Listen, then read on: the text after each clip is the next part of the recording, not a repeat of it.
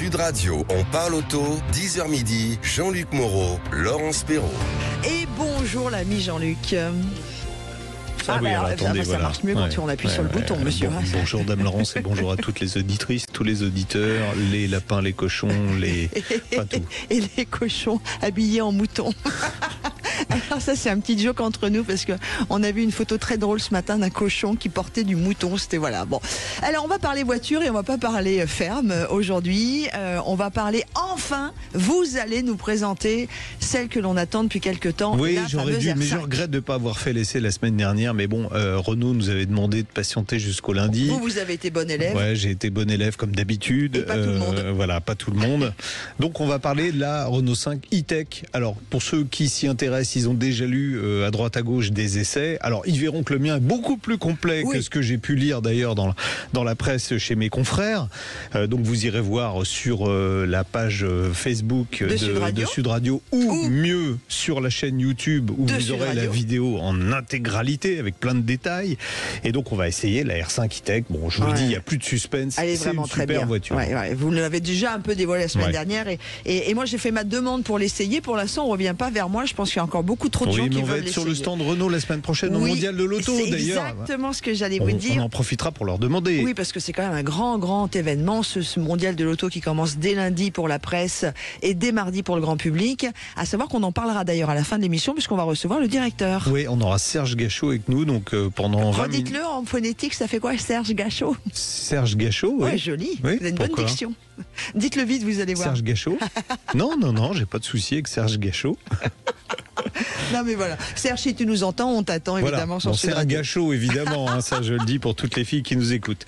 On parlera aussi d'une étude qui révèle que nos comportements au volant, si certaines choses se sont améliorées, d'autres c'est pas le cas. Ouais, alors on roule moins vite, on boit moins, mais on téléphone tout autant, sinon plus. Donc ça, franchement, et moi qui suis motard, je peux vous dire que c'est un vrai fléau.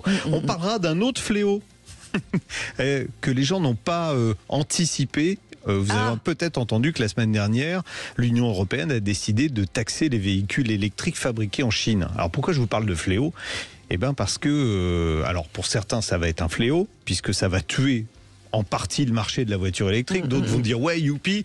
Donc on n'atteindra jamais les objectifs de décarbonation, c'est comme ça qu'on dit, et de suppression de la vente des véhicules thermiques en 2035.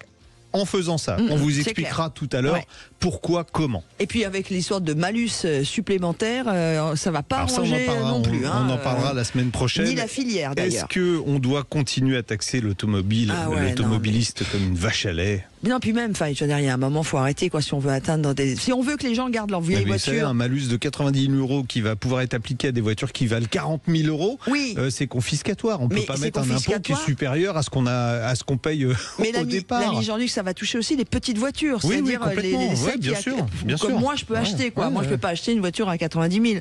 Et bref. Dans 90 000 c'est le malus. Oui, mais en plus 40 plus 90 ça fait 130. Ils sont fous. Ouais. Et puis surtout, ça va améliorer et nourrir le marché de l'occasion qui va rester avec des vieilles voitures. Le parc va encore vieillir. Et alors les objectifs d'écologie. On se les met. On est d'accord. C'est dommage que vous n'ayez pas 90 000 parce que j'avais une idée d'achat à 90 000 justement. On fête les 50 ans de la Porsche 911 Turbo qui s'appelle 930 pour les aficionados et on parlera en partie beaucoup de Porsche dans la deuxième partie de l'émission. Voilà, je vous invite à rester avec nous. Et on salue l'ami François Alain et tous ceux qui sont actuellement sur le circuit de l'INA Montlhéry parce que c'est le centenaire. Moi, je vais aller faire un petit tour après l'émission. Il va se passer beaucoup. Et comme on déborde sur le sommaire, je vais en profiter allègrement pour dire qu'il y a un député, le député du Val-de-Marne, les Républicains, Vincent Jeanbrun, qui dépose une proposition de loi pour que le périphérique devienne la gestion du périphérique repasse à la région. Oui, 80% des utilisateurs ne sont pas parisiens. Il n'y a pas de raison que ce soit Paris qui décide pour le périphérique. Et il y a une pétition en ligne sur son site. Alors je vous invite à aller, si ça vous fait râler comme moi, je vous invite à aller sur son site pour signer cette pétition. Tu nous dis le site, s'il te plaît ? Là, je l'ai pas sous le nez, mais si vous tapez Vincent Jeanbrun, vous allez. Jeanbrun en un seul mot. Jeanbrun en un seul mot. J-E-A-N-B-R-U-N. De France. Allez, écoute, c'est bien. On a fait un joli sommaire. C'est-à-dire que l'émission fait maintenant 2h30. demi. On va demander. Il y a Frédéric, notre directeur des programmes, qui est là. On va lui demander une petite rallonge également. Allez, tout de suite, on parle de nos nouveaux fléaux de la route et de nos nouveaux comportements qui deviennent dangereux. C'est parti, c'est avec vous. 0826 300 300 pour nous appeler. Nous avons Najette qui est au standard, Marie qui réalise cette émission. C'est une équipe 3 filles contre un gars. Oh, on est bien là ce matin. Sud Radio, on parle auto et de sécurité. Avec Autosécurité, prenez rendez-vous en ligne pour votre contrôle technique dans un de nos 900 centres sur autosécurité.com. Et puis évidemment, vous avez la page Facebook qui vous attend, vous le savez, vous êtes en direct avec nous et puis vous réagissez également, je serai votre voix. Éric Lemaire, président de l'association AXA Prévention, bonjour. Bonjour. Bonjour Eric. 20e édition du baromètre AXA Prévention. On en parle pratiquement tous les ans. C'est bien parce que ça permet de voir l'évolution des automobilistes. Alors bon, déjà, joyeux anniversaire pour ces 20 ans. Et puis, je voudrais qu'on démarre. On a évoqué le téléphone, mais on va le garder pour la fin.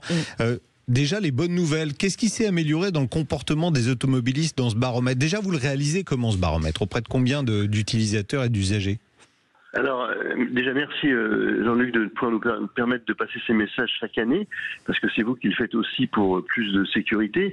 Ce baromètre AXA Prévention, c'est 2500 personnes qui sont interrogées chaque année, et à qui on demande si telle infraction est grave. Alors ils répondent oui ou non, et vous, est-ce que vous la faites? Et ils répondent généralement quelque chose de différent. Voilà, donc c'est comme ça que ça fonctionne. Bon, alors les bonnes nouvelles, on picole moins au volant. Ah bah heureusement. Oui, on prend moins le volant. On prend moins le volant en ayant picolé, c'est plus ça. Parce que, quoique. Voilà, ça c'est vraiment la grande bonne nouvelle, parce que il y a 20 ans, vous aviez 30% des Français qui disaient moi je prends le volant après avoir bu 6 ou 7 verres. Aujourd'hui c'est beaucoup moins, c'est même presque disparu, j'ai envie de dire. Et c'est la même chose pour la vitesse. Avant, la vitesse sur autoroute, on roule à 180, on crânait 200, un peu, ouais. Voilà. Et maintenant tout ça c'est vraiment descendu très fortement. Donc les messages de prévention, mais aussi la répression, ont porté leurs fruits. Efficaces, ouais. Là, sur l'alcool, on est passé de 14% en 2004 à 7% aujourd'hui, et sur la vitesse excessive de 29% à 8% simplement. Oui, mais alors moi la question que je pose, c'est est-ce que les réponses sont anonymes et est-ce que les réponses sont sincères? Évidemment, anonymes, oui. Elles sont anonymes et nous imaginons qu'elles soient sincères. D'accord. Oui, bah c'est vrai que à partir du moment où on sait que c'est anonyme, on peut avouer que on respecte pas forcément les règles. Mais alors, le fait que seulement 8% des gens disent aujourd'hui dépasser, être en grand excès de vitesse, que 160 sur autoroute, est-ce que c'est du grand excès de vitesse? On pourra en discuter pendant des heures, mais est-ce que c'est bien nécessaire aujourd'hui, parce que 80% de la répression routière, c'est la vitesse? Est-ce qu'il n'y a pas d'autres pistes? Et c'est là qu'on va arriver sur le téléphone au volant, parce que je suis motard, comme vous, Eric, je pense, et tous les jours, j'ai une voiture qui me coupe la route parce que quelqu'un est au téléphone. Oui, alors la vitesse, il faut quand même savoir que c'est la première cause d'accident mortel sur la route, ça reste la première cause. Et c'est assez intéressant de voir qu'il y a 20 ans, c'était la première cause pour 30% des morts environ, et la deuxième cause, c'était l'alcool. Donc vous voyez, les choses ont vraiment changé. Par contre, il y a un nouveau élément qui arrive dans le jeu, c'est l'inattention au volant, qui devient la 4e cause de mortalité avec 12% des morts, et dans l'inattention, bien évidemment, on peut mettre le smartphone, puisque les Français reconnaissent l'utiliser à 80% au volant, ce qui est absolument considérable, et pour tout un tas d'usages différents d'ailleurs. Oui, c'est 34 points de plus qu'en 2016, c'est ça quand même qu'il faut noter. Oui, mais on a ça aussi veut des dire nouvelles... que ça s'améliore pas, ça s'aggrave d'année en année. Oui, mais on a aussi les nouvelles technologies qui font que ça va pas s'arranger, puisque tous nos téléphones sont plus ou moins branchés dessus, parce qu'il se passe des choses sur l'écran, donc on est inattentif. Parce qu'on suit les GPS qui sont sur les téléphones, et s'il y a un message qui s'affiche, on le lit fatalement, donc on est inattentif. On est inattentif, ouais. Complètement, ça incite pas. La multiplication des moyens de transport aussi, ça devient un problème? Alors ça devient un problème, bien sûr, parce que la densité du trafic est beaucoup plus forte. Le partage de la route n'est pas facile, et on voit aussi quand même que la courtoisie n'est pas la valeur première, cardinale de l'ensemble de ceux qui partagent la route. Donc énormément d'incivilité, et puis aussi des vélos. On fait de plus en plus de vélos, notamment depuis le Covid, on le sait, mais des trottinettes. Et eux, ils sont bien au-delà des 80% sur le téléphone ou sur le smartphone, ou même certains continuent à regarder leur série de la veille au soir. J'ai vu ça, il y en a qui regardent les vidéos sur YouTube. Sur les trottinettes en 2 roues, non mais c'est du suicide. C'est du suicide. Voilà. Donc ça, c'est un fléau de la route aujourd'hui. C'est l'hyperconnexion que vous connaissez bien sûr les uns et les autres. Mais c'est le fait d'avoir aussi dans sa poche, partout, à la maison, au travail, son petit doudou numérique. Et son doudou numérique, on continue à le mettre dans sa voiture et à faire ce qu'on faisait juste avant. C'est-à-dire, si c'est à la maison, appeler ses amis. Si c'est au travail, finir une réunion, etc., etc. Ouais. Et quand on fait tout ça, on ne conduit pas. Ouais. Alors, c'est encore plus catastrophique, on disait 80% pour les automobilistes, mais si on prend carrément les conducteurs de véhicules de société, là, ça explose. C'est pratiquement 100%. Et en plus, eux, ils sont toute la journée dedans, en fait, c'est le boulot, quoi. Alors là, vous touchez un point qui est absolument essentiel. Je trouve qu'on a regardé cette année effectivement les conducteurs de véhicules de société. Aujourd'hui, c'est 97% qui déclarent au moins un usage du smartphone. Et puis, ils vous disent carrément, oui, on continue à travailler, bien évidemment, à la consulter, on peut pas s'en empêcher dans notre voiture. Alors, vous voyez, ça c'est terrible parce qu'on sait très bien qu'envoyer un SMS, c'est prendre 23 fois plus de risques de mourir que de ne pas en envoyer. Eux, ils le font tout le temps. Et il faut absolument passer les messages de prévention. Et il faut évidemment éduquer les plus jeunes. C'est pour moi le plus important, certainement. Et vous savez que ça rejoint, vous qui êtes avec nous, Éric Lemaire, président de l'association AXA Prévention, par rapport à ce baromètre, cette 20e édition pour laquelle on vous donne toujours la parole sur Sud Radio, pour alerter, pour sensibiliser. Mais ce que vous venez de dire sur le fait de travailler dans sa voiture quand on est avec une utilitaire ou une voiture de société rejoint une enquête très intéressante qui est parue ce matin sur la façon dont professionnellement on passait notre temps avec nos mails à répondre instantanément dans moins d'1 heure après la réception du mail, où on reçoit plus de 300 à 500 mails par jour. Et tout ça va dans le sens de ce que vous dites, c'est-à-dire qu'on est dans une société hyper connectée maintenant, où on a la sensation qu'il faut répondre tout de suite, alors dans notre vie privée, mais surtout au niveau du travail. Donc vous voyez ce que je veux dire, c'est que c'est global en fait. Alors c'est hyper connecté, vous avez raison, mais c'est surtout une société où on va de plus en plus vite, où on veut être de plus en plus réactif. Et on a pris cette habitude de ne plus pouvoir. D'ailleurs, nous, on a fait un film sur une notification qui arrive et un papa qui se dit non, je vais pas appuyer sur le téléphone, et puis il finit par le faire. Et là, à ce moment-là, il a un accident. Et c'est ça le sujet, c'est qu'on n'arrive plus aujourd'hui à se débrancher. Déconnecter, voilà. Et je me dis, tiens, je rentre dans ma voiture, j'ai 1 heure de trajet, je pose mon téléphone ou je me le mets en mode avion, tout simplement, et puis c'est terminé, on verra plus tard. Alors vous avez aussi les responsables qui sont parfois, je le dis, les managers qui savent que leurs collaborateurs viennent de signer un contrat et on vient juste de lui dire bravo, c'est bien. Alors ils l'appellent. Ben non, faut pas appeler ses collaborateurs sur la route. Il faut prendre cette habitude. Ouais. Enfin, en tout cas. Bon, moi qui circule en 2 roues, je ne téléphone pas en 2 roues, voilà. Et quand je suis en voiture, j'essaye, dans 99% des cas, de ne pas répondre au téléphone. En tout cas, même si j'ai 1%, Jean-Luc, 1%, attention. Non, même si j'ai un système main libre, j'avais pas fini ma phrase. Moi, j'ai un système main libre et j'avoue que tout passe sur l'écran de mon véhicule, que j'ai plus besoin. Moi-même comme ça, j'essaye. Et que même au volant, je peux répondre. Ça m'est déjà arrivé en étant au téléphone. Alors légalement, donc avec le système main libre dans ma voiture, quand je raccroche, de me dire mais où je suis et je vais où. Ouais, alors j'avais fait une étude là-dessus, j'avais participé à une étude où on nous explique au niveau cognitif, c'est-à-dire notre cerveau, on déconnecte quand on nous appelle. C'est aussi dangereux, c'est ça. C'est pas la même chose que de discuter avec son voisin, le passager, ça n'a rien à voir. Parce que le passager, s'il y a une voiture qui va déboîter, il dit attention à la voiture qui va déboîter. Bon, si notre émission a permis de sensibiliser ce matin et peut-être de sauver un accident, voilà. Éric Lemaire, merci beaucoup. À bientôt. À l'année prochaine, en tout cas, au minimum. Présidente de l'association AXA Prévention. Allez, à suivre, on va vous hop là, on va vous.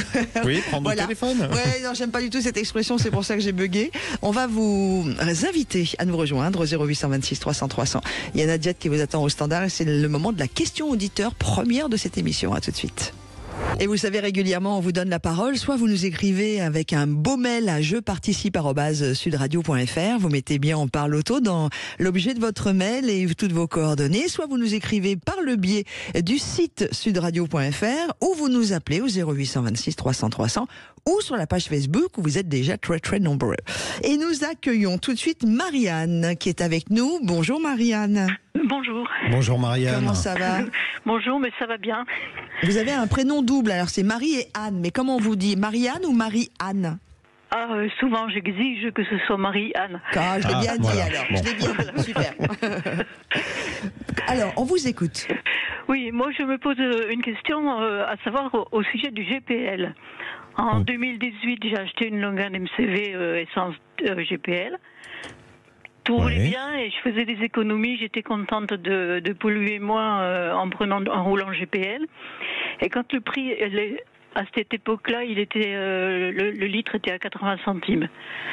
Bon, aujourd'hui, il est à 90, un petit peu plus de 90. Chez moi, il dépasse plutôt les 1 euro. Ah oui, Oui, donc, oui. vous êtes dans quelle région? Ouais.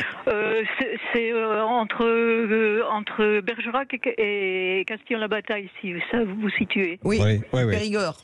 Oui, parce que c'est le Périgord Sud, oui. parce qu'il est assez stable, hein, le prix du GPL. Alors vous vous demandez pourquoi est-ce que le prix pourquoi ça ne bouge pas alors que l'essence baisse. Quand l'essence baisse, le prix du GPL bouge pas. Bravo, bonne question. Alors c'est vrai que c'est un sous-produit du raffinage, le GPL, mélange de butane-propane. D'ailleurs on doit dire GPLC, GPL carburant. Voilà. Mais alors la raison, c'est que vous avez peut-être remarqué que quand le prix des carburants a flambé, on avait pris 17 centimes pour le gazole, 14 pour le super samplon 95, c'est la moyenne d'augmentation. Le GPL n'avait augmenté que de 8 centimes. Oui, il n'avait pas beaucoup bougé. Donc il n'avait pas beaucoup bougé dans le sens de la montée. Et là, il ne bouge pas beaucoup dans le sens de la descente. Non plus, oui. Voilà, donc c'est pour ça que ça ne bouge pas de façon spectaculaire. Alors vous avez le sentiment, effectivement, que ça a quand même fortement augmenté puisque c'est 10% de plus. C'est vrai que si on calcule en pourcentage, on se dit oh là là, je payais 80 et quelques centimes, maintenant je suis pas loin d'1 euro ou vous, comme vous dites, un petit peu au-dessus de 1 euro. Bon, malheureusement, vous savez que les produits pétroliers ont considérablement augmenté, même si ça s'était tassé ces derniers temps. Là, c'est en train de remonter aussi. On est repassé au-dessus des 80 euros le baril de pétrole. D'ailleurs, ça y est, ça recommence à remonter voilà. aussi. Mais ce que vous allez voir, c'est que à la pompe, là, les carburants vont réaugmenter significativement. Le GPL, il va pratiquement pas bouger. En fait, le GPL, il a une vraie stabilité quand on regarde sur plusieurs années. J'ai une courbe là sous le nez avec les évolutions tarifaires du GPL. C'est un électroencéphalogramme plat pratiquement, alors que quand vous regardez l'essence et le gazole, ça monte, ça descend. Donc c'est pour ça en fait que vous avez le sentiment, vous vous dites zut, ça baisse pas. Si, ça a peut-être baissé de 1 ou 2 centimes, mais on le voit pas. Parce que le carburant est pas cher et les variations sont faibles. Pareil à l'augmentation, ça va monter gentiment, mais ça suit quand même la courbe. Je peux vous assurer que les deux courbes sont corrélées. Ça suit la courbe d'évolution des produits pétroliers. Donc, mais j'avais eu une question subsidiaire aussi parce que quand on en trouve. Ah oui, quand on en trouve, oui. Parce que moi, je suis allée en Alsace vers Pâques. Oui, mais elle roule à l'essence, votre voiture, donc de toute façon, il n'y a pas de problème. Pourquoi on n'en trouve pas toujours partout et qu'il y a des moments où c'est pas du tout approvisionné? Parce que le GPL, vous savez, la France, à chaque fois qu'on fait un sujet GPL, je dis la France c'est je t'aime moi non plus, ou c'est un coup je t'adore et un coup je t'aime plus. Le GPL c'est ça depuis, ça fait 30 ans que c'est comme ça. Il y avait 17 000 stations-service, je crois qu'il en reste 15 000. Bon, en même temps... 15 000 stations, c'est quand même pas mal. Alors, il y a sans doute des zones où il y a plus ou moins de GPL. Mais vous pouvez dans tous les cas rouler à l'essence, donc vous ne serez jamais en panne avec un véhicule GPL. Oui, non, je ne serai jamais en panne. Mais en tout cas, vous êtes content de votre Logan? Ah oui, tout à fait, oui. Voilà, puis bon, ça vous fait quand même des kilomètres à un tarif bien plus intéressant que si vous rouliez à l'essence. C'est bien, enfin moi j'avais essayé. Je sais pas, c'est parce que comme ça consomme plus. Oui, non, c'est quand même plus intéressant. Ça, je peux vous assurer que oui. Vous savez quoi, pensez de temps en temps à rouler à l'essence d'ailleurs, et puis tiens, faites-vous un plein complet d'essence et voilà, regardez, faites le calcul, vous allez voir que j'ai raison. Mais je vais le refaire parce que je l'ai fait l'an dernier. J'avais un trajet à Dax, aller-retour, et j'ai économisé entre la consommation GPL et la consommation SL, j'ai économisé 39 centimes. Oui, bon. Au 100 km 200 sur un aller-retour, donc sur un aller simple 200 km, sur 200 km. Ok, bon, mais refaites un peu le calcul parce que c'est vrai que ça peut être intéressant. Bon, super, mais en tout cas, merci Marie-Anne. Merci Marie-Anne, ouais. de nous avoir permis de parler du GPL. Vous faites comme Marie-Anne, vous nous appelez au 0800 26 300 300, nous avons un Nadjet qui vous accueille, ou alors vous nous écrivez je participe @sudradio.fr en mettant on parle auto dans l'objet et toutes vos coordonnées bien sûr avec votre question. Allez, à suivre le super essai tous sur Facebook pour voir les premiers extraits de la vidéo de l'ami Jean-Luc sur la nouvelle R5 e-Tech, ou directement sur la page YouTube où vous avez l'essai complet. C'est à venir sur Sud Radio. Et on n'en peut plus surtout. Parce on prend enfin le volant. Il nous a fait un teasing, l'ami Jean-Luc, de la fameuse Renault R5. Mais il faut dire que c'est presque passé 4 ans quand même. Ouais, la Renault 5, entre la révélation du concept car et le premier essai de la voiture. Mais ça valait le coup d'attendre. Hein. Bon, la Renault 5, les images sur la page 2024. Facebook.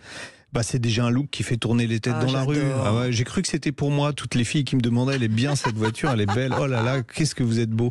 Bon, certes, il y a sans doute un brin de nostalgie dans l'intérêt que lui portent les passants les plus âgés, mais on peut pas nier qu'elle est belle avec ses porte-à-faux réduits, sa ligne assez pure. Il n'y a pas de fioritures inutiles dans le style et ça lui permettra de bien vieillir. C'est aussi une voiture qui est assez compacte. Elle ne mesure que 3,92 m de long, alors toutes les citadines dépassent pratiquement les 4 mètres, c'est-à-dire 17 cm de moins qu'une Zoé quand même. Hein. Donc vous voyez que c'est assez compact. Ouais. Bon, même si on n'est pas un grand spécialiste d'automobile, on reconnaît une R5 au premier abord. Hein. Les clins d'œil au passé sont assez nombreuses. Et font référence alors à la R5 de 1972, à la Super 5, mais aussi à la R5 Turbo. Et pour les plus jeunes qui n'ont pas ces références, il y a un gros 5 sur le capot, s'ils n'ont pas vu, pour identifier la voiture, certes, mais également pour savoir où on a du niveau de charge.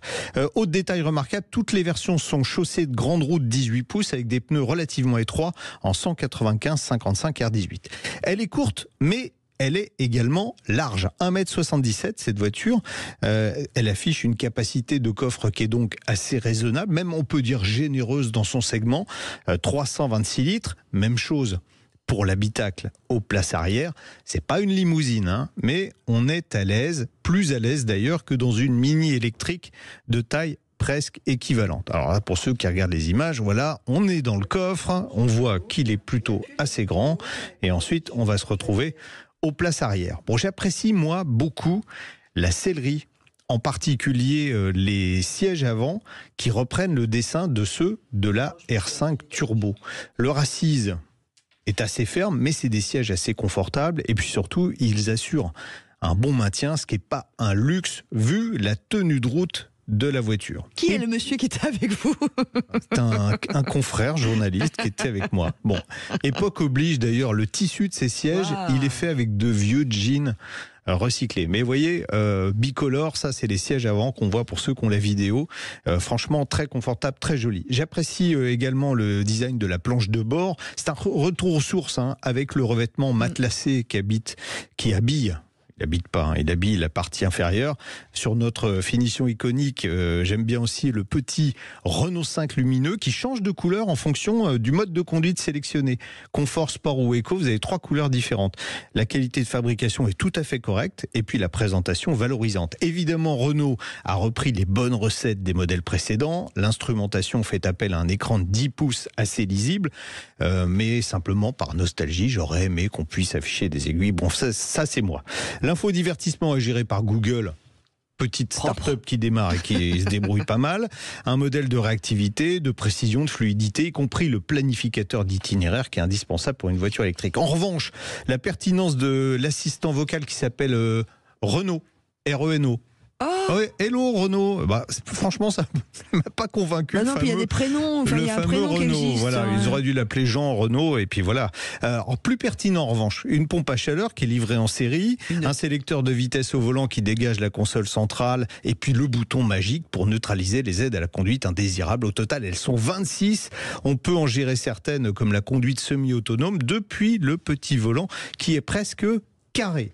Pour la motorisation, Renault a fait toujours confiance à un moteur synchrone à rotor bobiné qui s'affranchit ainsi des terres rares chinoises. On va en parler un peu plus tard. Sur notre modèle d'essai, il développe 150 chevaux, 245 Nm de couple, mais il y aura des moteurs 120 et 95 chevaux. La batterie, chimie, nickel, manganèse, cobalt. Pourquoi ? Parce que comme ça, elle est plus compacte. Elle affiche 52 kWh de capacité totale, 49 kWh utile. Ça permet de cette Renault 5 de s'échapper des villes. Et c'est un bonheur de dévorer le bitume à son volant. Tout d'abord parce que la voiture se montre plutôt confortable, même sur les ralentisseurs, avalée sans secousse. Ensuite parce que le châssis, c'est une véritable référence, pas trop lourde, 1456 kg pour notre version, la R5 E-Tech virevolte de virage en virage comme une petite GTI. La direction a une précision chirurgicale, le freinage est à la fois puissant et progressif. C'est pour moi la référence. Ça lui donne vraiment pratiquement le caractère d'une voiture de sport. Je ne vais pas vous le dire, mais j'ai fait la course avec une Mercedes AMG. Il n'a pas réussi à me rattraper. Voilà. Donc... mais tu ne l'as pas dit. Ouais, je ne vous l'ai pas dit. On prend beaucoup de plaisir au volant sans jamais se faire peur, même sur route humide où la motricité est rarement prise en défaut, à part vraiment si on exagère comme je l'ai fait. Bon, on en viendrait même à souhaiter plus de puissance, mais les accélérations sont déjà correctes, 0 à 100 8 secondes. Cette R5 électrique brille aussi en ville grâce à son gabarit réduit et puis son diamètre de braquage de seulement 10,80 m. C'est plus surprenant, elle brille aussi sur autoroute. Là, c'est son silence qui séduit. Côté consommation, en m'étant franchement fait plaisir dans le massif de l'Estérel, je n'ai consommé que 14,9 kWh 100 km. On franchira donc sans problème les 320 km en conduite normale et pas loin de 400 km en agglomération. Pour la recharge, cette R5 E-Tech fait preuve d'originalité, pas pour les allures de charge, c'est 11 kW en courant alternatif, 100 kW en courant continu, c'est classique dans la catégorie, mais elle offre des fonctions V2G et V2L. Qu'est-ce que c'est ça ? Si, je sais, je peux brancher ma machine. Ouais, voilà, je peux brancher ma machine à laver sur la voiture et je peux aussi refournir du courant au réseau, ce qui me permet de faire des économies en fin d'année. Voilà, il faut avoir quand même la wallbox adaptée, mais Renault a eu l'intelligence de la proposer. Certains trouveront, j'ai lu, le tarif de cette version iconique très bien équipée un peu élevé, 35 490 €. Mais c'est le prix d'une vraie polyvalence et d'un plaisir de conduite remarquable. C'est aussi un véhicule made in France, ça devient quand même assez rare pour les véhicules électriques. Donc il bénéficie d'un bonus écologique de 4 000 €, ce qui le ramène à 31 400 €. Franchement, on en a pour son argent. Et puis, pour ceux qui trouvent que c'est trop cher, il y a les autres versions, comme je vous ai dit, qui proposeront des tarifs inférieurs. On en parlera la semaine prochaine avec le directeur du marketing qui nous expliquera tout. Voilà, donc on aura bien la R5 avec le moteur 95 chevaux à 25 000 €, ça existera. Et je tiens à vous remercier particulièrement, l'ami Jean-Luc, car vous nous avez fait rêver également par ces paysages absolument sublimes, totalement dévorés par cette magnifique voiture qu'est la R5. Moi, je l'aime bien en jaune, en plus je trouve que ça donne le smiley. Jaune pop. Ouais, et j'aime bien ses yeux. Je crois qu'elle va devenir iconique aussi pour ça. Je trouve, alors ça c'est vraiment la grande version que vous avez eue à 35 000, là on est d'accord. Oui, c'est le modèle le plus cher. Okay. Bon. Mais franchement elle est très réussie et ça donne hyper envie. Tiens d'ailleurs, vous qui écoutez l'émission, vous qui l'avez vue sur la page Facebook de Sud Radio ou qui pouvez voir toute la vidéo qui est beaucoup plus longue, beaucoup plus détaillée sur la page YouTube de Sud Radio, dites-nous tout de suite si c'est même que vous puissiez ou pas, si c'est une voiture que vous aimeriez un jour avoir. Achetez, pourquoi pas, dès maintenant. Eh ben merci pour ce joli voyage. On vous donne rendez-vous donc samedi prochain sur le stand de Renault en direct du Mondial de l'Auto où nous serons et on aura bien sûr le plaisir d'en reparler. À suivre, on parlera aussi de la 4L. Ah oui, j'adore. Qui vient d'être dévoilée cette semaine. Elle est sublime aussi. Moi perso, je craque aussi. Bon après, est-ce que ça nous touche nous parce qu'on est cette génération? Est-ce que les jeunes de 20 ans, je sais pas, Marie, t'as quel âge toi, notre réalisatrice? 15 ans. 27 ans. Est-ce qu'elle te touche? Est-ce que tu l'as trouvée jolie à 27 ans? Et est-ce qu'elle te réfère des choses? Ah, sa mamie en avait une. Voilà, donc ça marche quand même. Allez, à suivre. La taxation des véhicules électriques fabriqués en Chine remet-elle en cause l'arrêt des ventes de voitures thermiques en 2035? On en parle dans quelques instants. Et on va tout de suite accueillir Guillaume Crunel, qui est responsable industrie automobile chez Deloitte, pour parler entre autres de la taxation des véhicules chinois qui va risquer de remettre en cause des véhicules électriques fabriqués en Chine. Voilà, ça a été voté en fait la la semaine. Alors déjà, bonjour Guillaume. Bonjour Guillaume. Bonjour. Bon, ça a été décidé la semaine dernière par les 27, par l'Europe, même s'il y a des États qui n'étaient pas vraiment d'accord, en particulier l'Allemagne. Le 4 octobre, on a décidé de mettre une surtaxe sur les véhicules chinois. Ils avaient les véhicules électriques fabriqués en Chine. Donc, il y a des voitures américaines, par exemple Tesla, qui vont être touchées, mais il y a aussi des véhicules français. Dont la Dacia Spring. Ouais, Dacia, c'est roumain, mais bon, on peut considérer que c'est à moitié français. D'accord. C'est Renault. Un peu. Donc, il y avait déjà 10%, et là, on va leur rajouter une couche supplémentaire qui va de 17,8% pour Tesla jusqu'à 45,3% pour SAIC. Donc, c'est énorme. La question, c'est est-ce que c'est pas contre-productif de faire ça? Vous avez vu que déjà les Chinois, en mesure de rétorsion, vont surtaxer le cognac, entre autres, mais pas que le cognac, l'Armagnac, enfin tous les alcools forts qui sont fabriqués sans doute dans les pays, dans les 27, puisque c'est pas contre la France, mais c'est contre l'Europe. Ce qui peut être plus grave, c'est que la Chine fournit 98% des terres rares qui servent à faire les aimants permanents des moteurs électriques. Donc si demain ils disent écoutez, c'est bête, on n'en a plus. Bon, là, le marché de l'électrique, qui est déjà pas vraiment très en forme en ce moment. On est à la moitié de la vitesse de croissance qui était prévue pour être dans les clous de 2035. C'est-à-dire on vend 2 fois moins de voitures électriques que ce qui aurait dû être le cas. Ce qui était prévu. Voilà, c'est la première année où ça baisse. C'est la première année où ça baisse. D'ailleurs, c'est là qu'on va faire intervenir Guillaume. Tous les ans, vous faites une étude, Guillaume, et vous avez bien remarqué que l'électrique marquait le pas à cause des difficultés économiques, d'ailleurs. Je pense que oui, c'est clair, Jean-Luc. Le sujet, c'est l'appétence pour les véhicules électriques pour le prochain achat. Et ce qu'on voit aujourd'hui, c'est que l'attente des consommateurs, la projection, c'est grosso modo 9% des consommateurs pensent que leur prochain achat soit électrique. Donc c'est pas mal par rapport à l'historique, mais c'est très insuffisant. Ouais, c'est moitié moins que ce qu'il faudrait. Par rapport. Oui, sachant que dans les courbes, 2024, 2025, 2026 sont des années d'accélération très fortes pour pouvoir atteindre les objectifs de 2035. Donc oui, c'est un momentum qui n'est pas très favorable actuellement. Oui, ce qu'on remarque aussi, ce que vous avez noté dans votre étude, c'est que les gens aujourd'hui prévoient de dépenser moins pour l'achat d'un nouveau véhicule. Or, les véhicules électriques restent plus chers. C'est ce qui pose d'ailleurs un problème avec la surtaxation des véhicules fabriqués en Chine. C'est qu'ils étaient en moyenne 20% moins chers que les véhicules électriques fabriqués en Europe. Mais si on les surtaxe, ils vont être au même prix, même si les constructeurs chinois, en l'occurrence chinois, là, on dit jusqu'à la fin de l'année, on garde les mêmes prix, même s'il y a des surtaxes, mais ensuite, ils vont être obligés d'augmenter leurs tarifs. Donc, les voitures chinoises vont être au même prix, voire plus chères que les véhicules européens. Et comme on voit que les consommateurs veulent dépenser moins, je sais pas trop comment on va pouvoir faire. C'est quoi le plafond plutôt le plancher de verre que le plafond? Bon, la première chose, c'est vous avez raison, le tarif, c'est le nerf de la guerre pour la voiture populaire. Ce qu'on sait, c'est que au-dessus de 30 000 euros, vous avez effacé 60% de la population. Et au-dessus de 50 000 euros, vous avez effacé 90% de la population. Donc, et ceux qui étaient potentiellement acheteurs d'un véhicule électrique l'ont déjà fait, en plus, dans la tranche au-dessus des 81%, là, dans les 20% qui restent. Ça, c'est la grande question, mais il est clair que ceux qui se sont tournés vers le véhicule électrique dans les premières années sont des early adopters, sont des gens qui sont plus de facilité à changer et puis qui ont les moyens. Donc c'est clair que les cours, on a du mal à les tirer de manière absolue en se disant que tout le monde va avoir les mêmes comportements. Là, on rentre dans le dur avec des gens qui achètent des véhicules pour se déplacer avec les moyens qu'ils ont, et ils ne deviennent pas 40% plus riches le jour où ils décident d'acheter un véhicule électrique. Ah bah non. Donc si on voit que déjà on exclut 60% des 62% pour être précis, c'est ça, des acheteurs potentiels. Et puis il y a un autre phénomène, c'est que dans les désirs d'achat, vous avez noté aussi qu'il y avait un regain d'intérêt pour les véhicules thermiques. Ça, c'est un paradoxe terrible. Oui, c'est une tendance qu'on a vu arriver et qui est totalement contraire à celle des années précédentes où l'électrique et l'hybride gagnaient du terrain de manière inexorable. Il y a un petit momentum inquiétant au niveau européen, c'est pas que la France, où on voit se redresser le véhicule thermique. Pas de manière très significative, mais quand même. Et comment on l'explique, Guillaume Crunel, vous du cabinet Deloitte?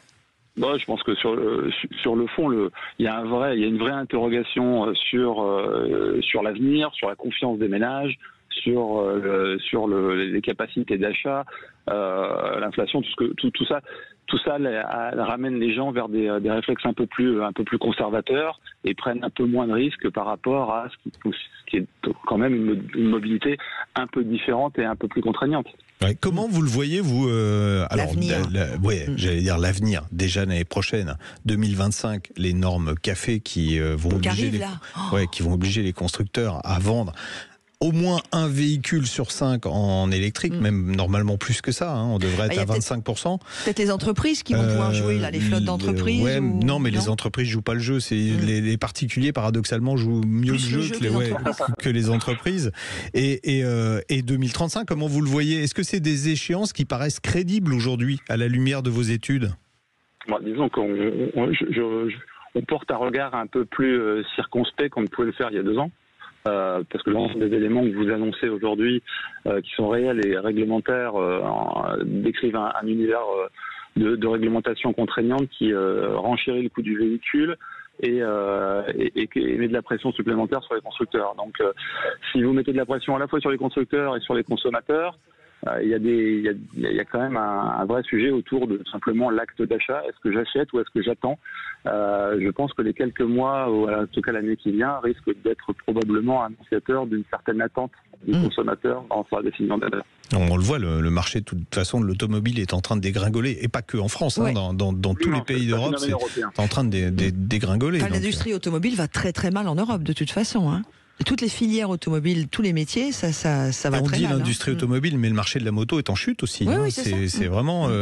Ça veut dire que c'est plus un achat prioritaire pour les ménages. Aujourd'hui, ils se demandent comment ils vont boucler les fins de mois. Donc la voiture, malheureusement, c'est pas un achat qui arrive. Dans les dépenses utiles. On sort de ton super essai sur la R5 où tout est fait en France.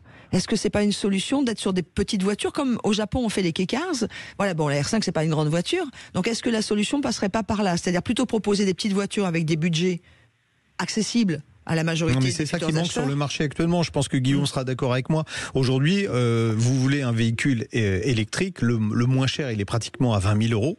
D'ailleurs, c'est la Dacia Spring qu'on a essayé récemment. Il y a pas d'aide dessus. Il y a la Citroën IC3 qui va être un peu moins cher avec le bonus écologique, mais ça reste des voitures qui sont proches de 20 000 euros. Or, 20 000, qui a les moyens aujourd'hui de mettre 20 000 euros dans une petite citadine qui n'est pas une voiture polyvalente, qui ne permettra pas de partir en vacances avec? Est-ce qu'il n'y a pas eu aussi, enfin je sais pas, c'est vraiment juste une réflexion, un côté trop punitif à nous imposer de passer à l'électrique. Je voudrais juste vous partager avec vous sur Facebook. On a Jean-Baptiste qui nous dit arrêtez avec vos voitures électriques. En gros, vous nous gavez. Alors je suis pas d'accord avec Jean-Baptiste. Je pense que Guillaume analysera comme moi. La monoculture a toujours été une mauvaise chose. Demandez aux agriculteurs. Le tout diesel, c'était, je le dis comme je le pense, c'était une grosse connerie. Et le tout électrique est une aussi grosse connerie. Ce qui ne veut pas dire ce qui ne veut pas dire qu'il faut lâcher l'électrique. Il faut des énergies, il faut une diversité dans l'offre automobile et que chacun trouve son compte en fonction de son usage. Voilà, c'est exactement ça. Guillaume Prunel du cabinet Deloitte. Non, mais on peut partager ce qu'on appelle le déterminisme technologique, c'est-à-dire la volonté des régulateurs de décider quelle technologie doit s'imposer, historiquement, et pose problème dans pas mal de secteurs. Là, je pense que ce qui est important, c'est l'objectif de décarbonation, qui est un objectif sociétal. Il y a plusieurs moyens de ne pas dépenser de CO2. Probablement aurait-on pu être un peu plus ouvert et faire un peu plus confiance aux industriels pour trouver les solutions. Ouais, voilà. Après, moi, je vois, par exemple, la Norvège, qui est le meilleur élève européen sur l'électrification. Attention. Laisse-moi finir. Qui est le meilleur élève en termes d'achat de véhicules, en termes de population qui maintenant a un véhicule électrique. Eux, ils ont donné de l'argent à l'achat. Ils ont fait les péages gratuits pour les premiers qui avaient des voitures électriques. Tous les bacs d'Interrail, ils payaient pas quand ils mettaient leur voiture électrique. Ils ont fait des offres de financement, d'aide pour que la population. Financés comment ? Ah, ça, je ne sais pas. Moi, je vais vous le dire, ils les ont financés avec le pétrole. Voilà. Donc, c'est facile. C'est facile de dire. C'est exactement ce que font les dealers. Ils vous donnent les premières doses gratuites et quand vous êtes accro, après, ils vous font payer. Et la Norvège, ça va être ça. On finance avec le pétrole l'achat des véhicules électriques. C'est exactement ce que je suis en train de vous dire.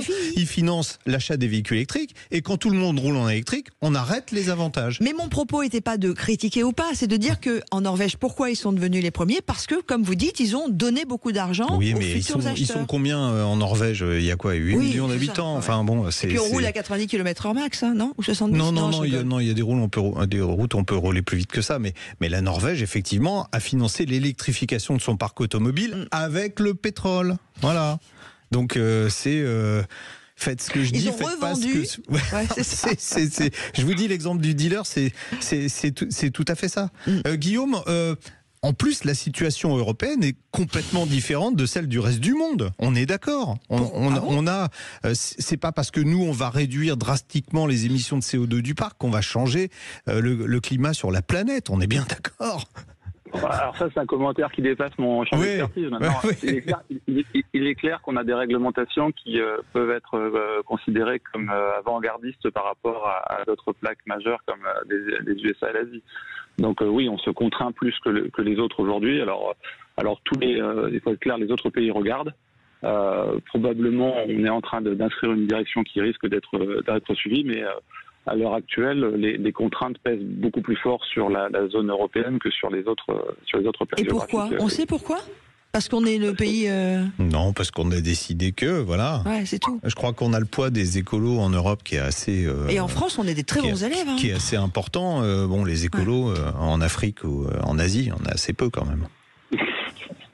En tout cas, si j'ai bien compris, vous deux, c'est autant Jean-Luc qui est à mes côtés, et vous, Guillaume Crunel, vous associé responsable industrie automobile chez Deloitte, qui est donc un cabinet qui fait des études, entre autres, dans plein de milieux, et particulièrement dans le milieu des transports et de l'automobile. Ça veut dire que vous ne croyez ni l'un ni l'autre à ce passage en 2035 Je crois qu'on ne pourra pas atteindre l'objectif, c'est pas possible. Déjà, 2025 va être très compliqué. Guillaume le partageait à l'instant. 2025, ça va être très compliqué pour les constructeurs de remplir les objectifs. À la clé, il y a des amendes monstrueuses s'ils n'y parviennent pas. Donc ça veut dire qu'on risque de tuer l'industrie automobile européenne. Là, c'est quand même dessus, attention. On nous dit attention, on met des surtaxes sur les véhicules fabriqués en Chine parce que il faut préserver les 14 millions d'emplois du secteur en Europe. Et parallèlement à ça, on leur met des contraintes telles que on sait qu'on va en tuer certains. C'est un peu ridicule. Mais le problème, l'une des difficultés, puis on va conclure là-dessus, c'est les échanges commerciaux entre pays. Il n'y a pas que l'industrie. On le voit, si la Chine ferme, si nos amis vignerons ne peuvent plus vendre leur cognac ou tous les autres produits, on fait comment pour établir les balances? Il va y avoir, je pense, des discussions. Alors, le vote, la semaine dernière, le vendredi 4, normalement, application à la fin du mois, le 31 octobre. Entre-temps, va sans doute y avoir des discussions, puisqu'il y a 5 pays qui étaient contre, dont l'Allemagne, qui pèse quand même pas mal, parce que l'Allemagne vend beaucoup de voitures. La Chine, c'est le premier marché automobile mondial. C'est plus de, je crois que c'est plus de 20 millions, c'est ça, c'est 21 millions ou 22 millions de véhicules. Ils sont plus d'1 milliard. Oui, d'accord, mais c'est le premier marché automobile mondial. Si les constructeurs allemands se privent de ce premier marché... Aïe. Et les autres aussi. Bon, en tout cas, on n'aura pas la réponse aujourd'hui, mais on parle vrai sur Sud Radio. Guillaume Crunel, merci beaucoup. Merci à vous deux. Associé responsable industrie automobile chez Deloitte. À suivre, le retour de l'info. On va parler pneus et puis on va vous poser la question de savoir, vous, est-ce que vous savez, si vous êtes dans un département touché par la loi montagne, est-ce que vous savez exactement les équipements qu'il vous faut? Et on retrouvera notre ami Dominique S du syndicat du pneu. Je ne peux pas dire de Paris, parce qu'il n'est pas de Paris en plus. Il est d'Aix, S, en Provence. Bisous, à tout de suite. Et puis il y a Quentin qui vient d'arriver, monsieur Rugby, là vous allez avoir de belles émissions. Allez, on va parler... Il y a aussi le festival du centenaire sur l'autodrome de Lina Montlhéry. Oui, et j'y vais moi, monsieur. Voilà, moi j'y vais, je vais nous représenter. Et on va parler Porsche aussi avant. Oui, on parlera Porsche. On aura une question de Fabrice qui veut m'acheter une Porsche. Il voudrait savoir quel modèle il peut m'offrir. Donc on lui répondra tout à l'heure. Et puis après on fêtera les 50 ans de la Porsche. Alors je dis 930 pour les aficionados, c'est la 911 Turbo. Ouais, voilà. C'est ça. En tout cas, c'est qu'on connaît mieux quand on n'est pas aficionados. Exactement. Et puis on va aller faire un petit tour avec le directeur du mondial, ça sera en fin d'émission. On va faire un grand tour même, on va aller visiter le mondial avant l'ouverture, avant même que les voitures soient installées. Parce que vous savez pourquoi? Parce que nous on a nos entrées. Voilà, on a les sera clés. d'ailleurs la semaine prochaine en direct du mondial de l'auto sur le stand Renault. Donc si vous voulez venir nous voir, vous y verrez. Alors merci, on dira merci vraiment à Renault la semaine prochaine, mais merci parce qu'ils nous ont sorti une Renault 16 de la collection et ils ont fait faire des autocollants Sud Radio qui correspondaient à l'époque de la Renault 16 et vous verrez, voilà, on va être dans l'ambiance. Oh non, une voix comme ça peut-être, je sais pas, on sera dans une ambiance un peu. Mais c'est chouette ce qu'ils ont fait, rétro moderne et je trouve ça très bien. D'avoir retrouvé cette voiture comme ça Renault 16, moi j'adore. Et puis évidemment on parle de vous au 0826 300 300, vous nous appelez, vous nous réagissez sur la page Facebook de Sud Radio, vous nous écrivez sur jeparticipe@sudradio.fr dans on parle auto dans l'objet ou directement sur le site sudradio.fr. Et tout de suite, on va retrouver Dominique puisqu'on va parler de pneus. C'est la seule chronique sur les pneus qui existe à la radio française et c'est nous qui l'avons mise en place, oui. Le syndicat du pneu, les spécialistes du pneu au service de votre sécurité sur la route, présente Sud Radio, on parle auto, parlons pneus. Parlons bien. D'ailleurs, à ce sujet, je me souviens la première fois il y a 4 ans, parce qu'on va bientôt fêter nos 4 ans, l'ami Jean-Luc. C'est une histoire qui dure entre nous. J'ai rarement fait aussi longtemps, moi, perso.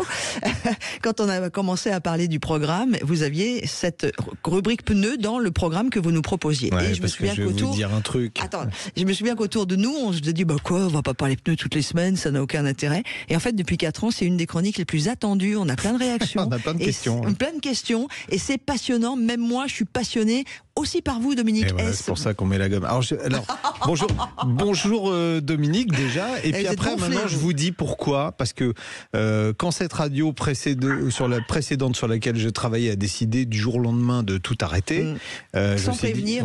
C'est souvent comme ça dans notre métier, c'est violent. Hein. Ouais, Patrick Roger m'a dit, t'es le bienvenu sur Sud Radio, ça serait bien de trouver des partenaires. J'ai appelé Dominique. Et il m'a dit, évidemment, on te fait confiance. Donc, et tous les gens qui sont avec nous m'ont dit, on te fait confiance, on te suit. Donc, on peut remercier Dominique aussi, parce que l'émission existe aussi en partie grâce à lui. Dominique, alors, merci Dominique. Voilà, et on va reparler, on va rentrer un peu plus dans le sujet pneus. Bonjour à tous. Mais c'est réciproque parce que vous êtes quand même très très utile pour promouvoir en fait la sécurité sur la route autour du pneu. Et ça, c'est très très important. Et puis pour mieux comprendre, moi je faisais partie des gens qui savaient que j'avais des pneus, mais je comprenais pas ni les nouvelles technologies, ni comment ça évolue. Et maintenant je comprends. Il y a des nouveaux sujets. On vient de parler de la R5 électrique. On va faire un sujet bientôt, puisque la R5 électrique, elle a une innovation entre guillemets. Bon, ça a déjà existé sur d'autres modèles électriques, mais elle a des roues très hautes et peu larges. Et ça, c'est plutôt l'avenir. Donc on en parlera bientôt. On verra quels sont les avantages de ça. Vous nous mettez ça comme ça, on n'en parle pas plus maintenant. Non. Là, on va revenir sur la loi montagne. Ouais, on a compris que 79% des automobilistes connaissaient la loi montagne, que 92% savaient que c'était une bonne initiative. Mais c'est quoi la loi montagne, tiens, Laurence Perrault? Alors la loi montagne, c'est à partir du 1er novembre. Il y avait à peu près 40 à 42 départements qui devaient avoir des équipements. Là, j'appuie sur le truc. Donc, on était à 43 au début, je crois. Dominique, donc erreur déjà là. De quoi? Oui, mais enfin bon, c'est pas mal quand même. Hein. Merci. C'est pas mal. Merci.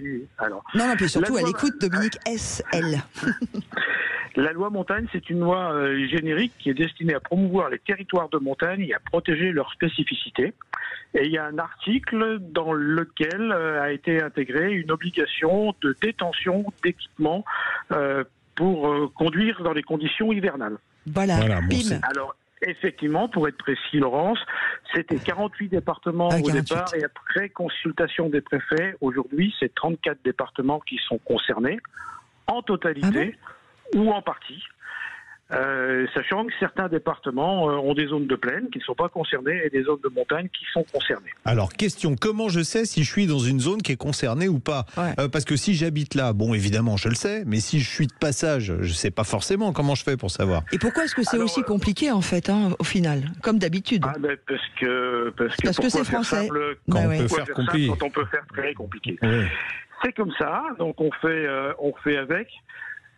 Comment savoir? Alors d'abord, les zones sont délimitées par un panneau qui s'appelle B58 et qui comporte, qui a un liseré rouge et qui comporte une petite valisette avec une chaîne ou un pneu hiver. Et l'autre solution, c'est de se rendre soit sur les sites officiels, soit sur les sites des spécialistes du pneumatique où il y a une liste très détaillée des communes qui sont concernées. Personne ne le fait avant ça. La question c'est, est-ce que par exemple mon système de navigation il va intégrer le fait que je passe dans une zone où s'applique la loi montagne? Est-ce qu'il va me le dire? Non, mais bon, c'est quand même des zones qui sont des zones de montagne, donc c'est quand même assez facile à identifier. Et ce qu'il faut savoir quand même, c'est que ça concerne effectivement les résidents, ça concerne les gens qui s'y rendent pour des périodes plus longues, pour les vacances par exemple, mais ça concerne aussi les personnes qui passent sur cette zone. Qui traversent. Voilà.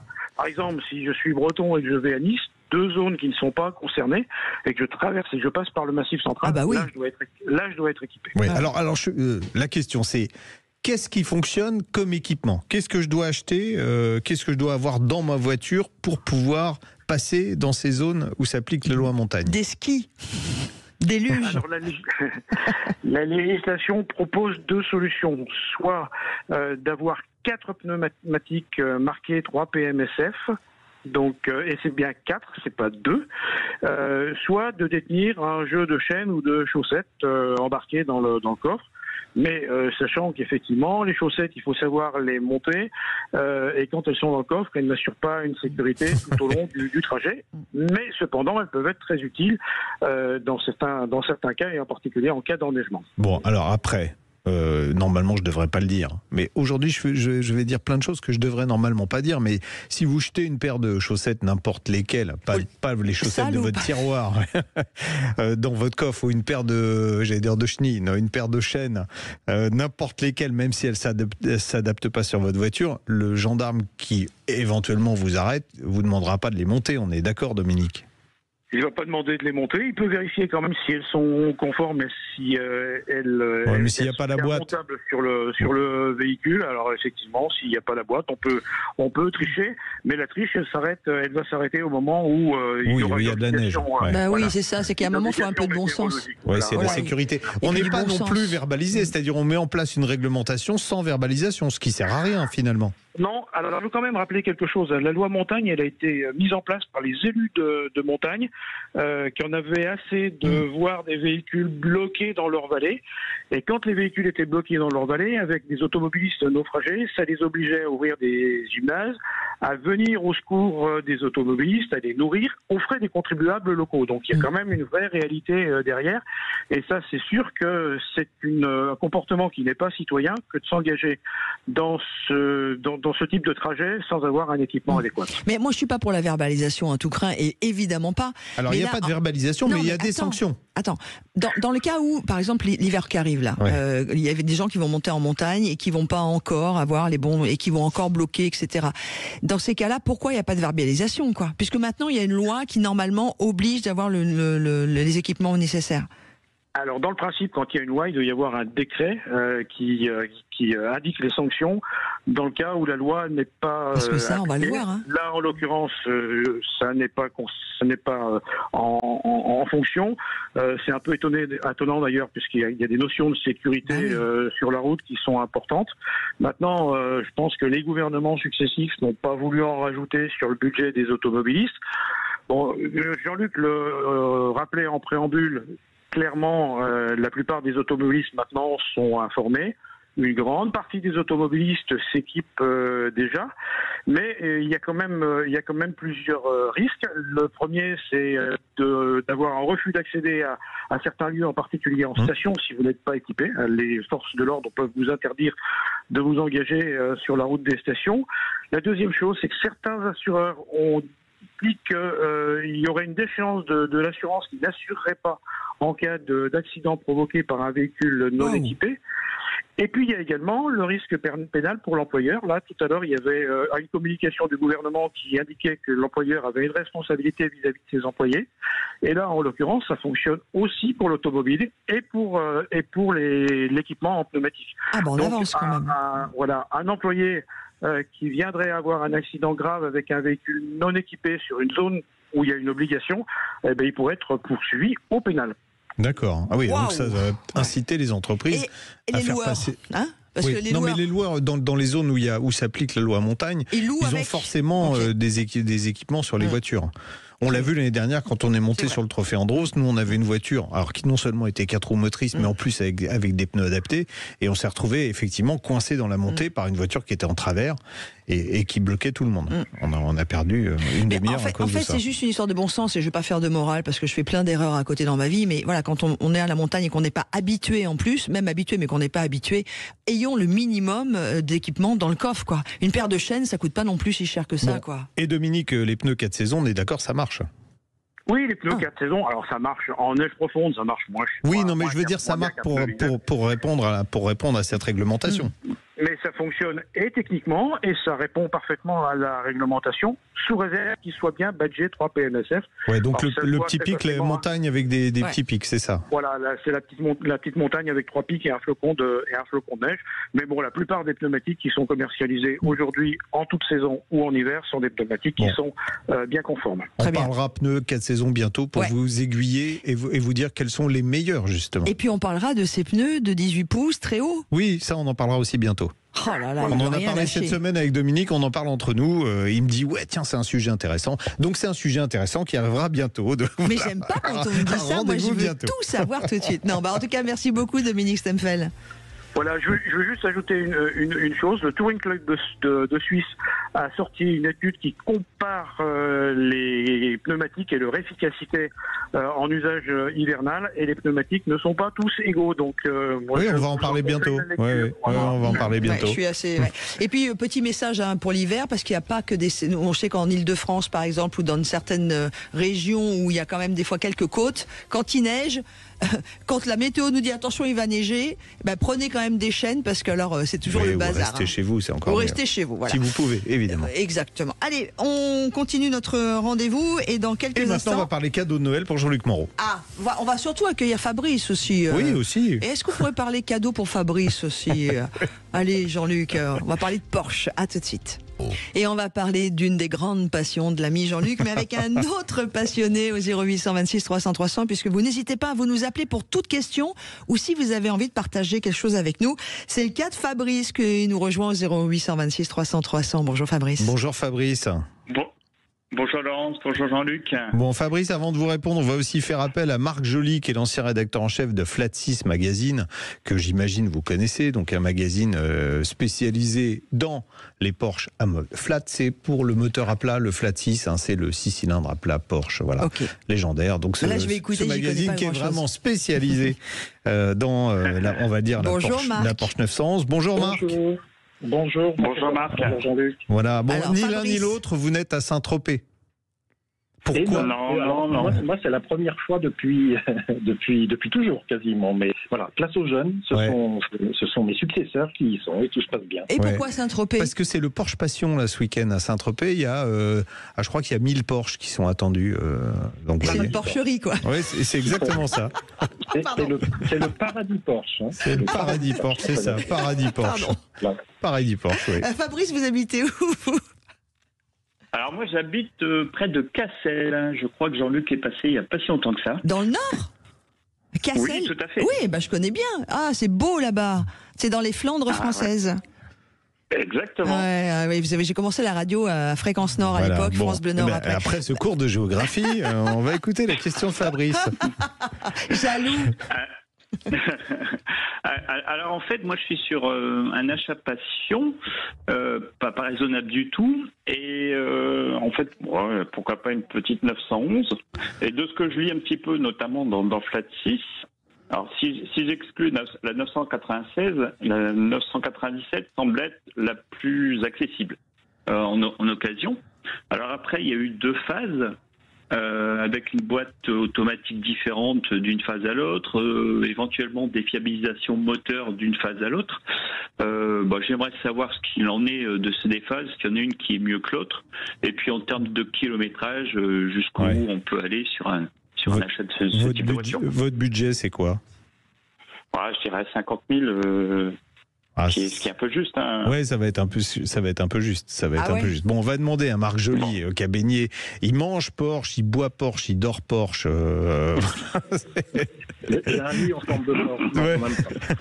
Mais vous savez, ne C'est rigolez. votre femme qui va être contente. Ne rigolez pas, j'ai dormi dans un hôtel en Allemagne où les lits sont des voitures et il y en a un, c'est un lit en forme de 911. Hein. Tout à fait. Voilà. Tout à fait. La 997, déjà pour ceux qui n'y comprennent rien, parce qu'en fait, il faut Mais c'est pas vraiment une être un histoire de grand comprendre spécialiste. rien. Mais si, parce que la Porsche 911, tout le monde sait ce que c'est. Hein. Même celui qui connaît rien aux voitures. Même Serge Gassot du Mondial qui nous a rejoint. Non mais lui il baigne dans l'automobile, donc forcément il sait. Donc la Porsche 911, tout le monde. C'est sa voiture, dit-il. Voilà. Tout C'est le la monde voiture perso de Serge. Tout le monde identifie. Après, les spécialistes entre eux donnent en fait les noms de code de chaque modèle. 997, c'est quelle année 997, Marc? 987, elle apparaît en 2005. 97. Hein. Ouais, 997, elle apparaît en 2005. Voilà. Oui, il faut surtout pas superposer les noms de code avec les années, ça n'a absolument rien à voir. Eh ben oui. Pour faire très court et très simple, la 911 est née en 1964, elle existe toujours aujourd'hui, mais à un moment donné, au début, on est différencié par les différentes versions de cylindrée, et puis c'est devenu de plus en plus complexe, et dans les années, tout début des années 90, quand sont sortis les Carrera 4 et Carrera 2, on s'est mis à les appeler par leur nom de code, donc 964, 993, 997, etc. Mais il ne faut pas chercher du tout une logique dans ces noms de code. Eh ben oui. C'est juste une manière qu'ont tous les passionnés de Porsche de différencier chaque génération. Parce que par exemple, la 997, elle est plus ancienne que la 991. D'accord, voilà. c'est d'une logique imparable. J'ai interrogé un jour un ingénieur chez Porsche. Quand la 991 est sortie, en lui demandant un semblant d'explication, parce que ça n'a plus aucun sens, et il m'a regardé en rigolant et dit « je ne cherche pas à comprendre ». Au moins c'est honnête. Alors revenons à notre 997 avec deux phases, une phase 1, une phase 2. En termes d'achat, bon, je connais déjà la réponse, mais il faut se méfier de quoi? Est-ce qu'il faut privilégier la première génération ou la seconde en 997? Alors, la première génération traîne avec elle une réputation un peu exagérée, il faut insister là-dessus, de mauvaise fiabilité. Essentiellement pour deux problèmes, alors on ne va pas rentrer dans tous les détails, il y a essentiellement un problème de d'IMS, ça concerne l'arbre intermédiaire du moteur. C'est en fait une petite pièce, un roulement à billes qui avait tendance à lâcher un peu facilement et d'entraîner des casses moteurs. Et un deuxième souci qui concerne des cylindres rayés sur certaines séries, donc pas sur tous les modèles. Alors le problème, c'est qu'on est tellement peu habitué à ce qu'il y ait des soucis de fiabilité chez Porsche que ça a pris à l'époque une ampleur un peu inhabituelle, d'autant qu'il n'y avait pas de retour et de réponse de la part de Porsche en face. Donc c'était les débuts en même temps d'Internet, donc ça a grossi énormément le phénomène. Et ce qui fait qu'aujourd'hui, ce qui arrive à la phase 1 est un peu injuste, parce que je connais bien plus de propriétaires de 997 phase 1 qui sont entièrement satisfaits et qui n'ont jamais eu de problème que l'inverse. Je crois qu'il faut parler d'un pourcentage de modèles qui se situe entre 5 et 10% maxi, ce qui est déjà beaucoup. Hein, il faut pas beaucoup chez Porsche surtout, oui. Oui, voilà, chez Porsche, ça reste pas négligeable du tout, mais non seulement c'était un peu exagéré, mais en plus aujourd'hui, en 2024, la plupart de ces soucis ont été résolus, c'est-à-dire qu'elles ont été fiabilisées. Il y a plein de spécialistes ou chez Porsche qui ont appris à remplacer ces petits IMS en même temps, notamment qu'on remplace l'embrayage, parce qu'en fait le problème c'est que la pièce en elle-même n'est pas très coûteuse. Mais c'est la main d'œuvre. Tout posé. Voilà, c'est la main d'œuvre, c'est tout posé, moteur boîte. Pour les cylindriers, c'est un tout petit peu plus compliqué parce que c'était aléatoire. Et là, c'est pareil. Il y a des spécialistes qui ont appris à traiter complètement. Donc aujourd'hui, franchement, la possibilité de tomber sur un modèle à risque est vraiment limitée, et on ne peut que conseiller à Fabrice, si vraiment il veut une 997 phase 1, de l'acheter chez un spécialiste, un bon spécialiste indépendant, ou dans le réseau, mais elles sont un peu plus rares aujourd'hui dans le réseau Porsche, parce qu'évidemment, un spécialiste indépendant ne va pas s'amuser à aller vendre une 997 phase 1 qui n'est pas fiabilisée. Et j'ajoute une dernière chose sur ce point, c'est que, et c'est un juste retour des choses, parce que on a toujours milité dans Flat 6 sur le fait qu'une Porsche était avant tout faite pour rouler et non pas pour rester scotché dans un garage. Et on a réalisé avec le temps que c'était les modèles les plus kilométrés et qui rencontraient le moins le problème d'IMS. D'accord. Donc, voilà, c'était assez amusant et ça me permet d'encourager toujours plus le fait que plus on roule avec une auto et une Porsche en particulier, et plus elle est en bonne santé. D'accord, donc vous conseillez à Fabrice, vu le budget qu'il a, il ne pourrait pas de toute façon acheter une phase 2, de se reporter sur une phase 1 et l'acheter chez un spécialiste. Là, il diminue fortement les risques. Oui, tout à fait. Alors, c'est vrai qu'il y a en moyenne, pour un modèle égal, à peu près 15 000 € d'écart entre une phase 1 et une phase 2. L'avantage de la phase 2, c'est que c'est vrai qu'elle a été entièrement fiabilisée et il n'y a plus de soucis, il n'y a plus rien à craindre sur une phase 2. Ça reste de la mécanique, on n'est jamais à l'abri évidemment d'une mauvaise surprise. Il y a surtout une boîte, il y a surtout la boîte qui change. Alors voilà, il y a surtout la boîte qui change, et c'est vrai que la fameuse boîte PDK à double embrayage qui est apparue sur la phase 2, c'est une merveille. C'est la première boîte qui est sortie, qui a commencé à faire douter tous les passionnés de boîtes manuelles, en se disant mince, ils ont fait fort. Et sur les phases 2, de toute façon, il est très rare de tomber sur des phases 2 en boîte manuelle. Enfin, il y en a bien sûr, mais elles sont plus rares que les PDK, alors qu'à l'inverse, sur les phases 1, c'était beaucoup plus rare de tomber sur la Tiptronic, qui était la version boîte auto de la 997 phase 1, alors qu'il y a beaucoup plus de boîtes manuelles. D'accord, on conseillerait donc au final à Fabrice, il achète chez un professionnel. Oui, tout à fait. Il achète chez un professionnel une 997 phase 1, si possible en boîte méca, parce que la Tiptronic, on perd un peu en agrément, je vais vous le dire honnêtement. Oui, voilà. tout à fait. Normalement, tous les soucis qui sont évoqués sur Internet, alors c'est le problème d'Internet aujourd'hui, on lit tout et n'importe quoi, et dès qu'il y a un petit souci, c'est amplifié. Voilà, donc des gros soucis de fiabilité sur la 997. Pour la plupart, ils ont été réglés. Vous n'achetez pas une 911 avec un moteur 1 litre de PureTech. C'est tout ce qu'il faudrait pouvoir vous dire. Ni le TCE de Renault. On a notre ami Serge Gachot qui est avec nous. Il roule avec quoi, Serge? Il a ça. Alors justement, mets-toi bien près du micro, Serge. Oui, alors moi j'ai une 911 Cabriolet 997 de 2008.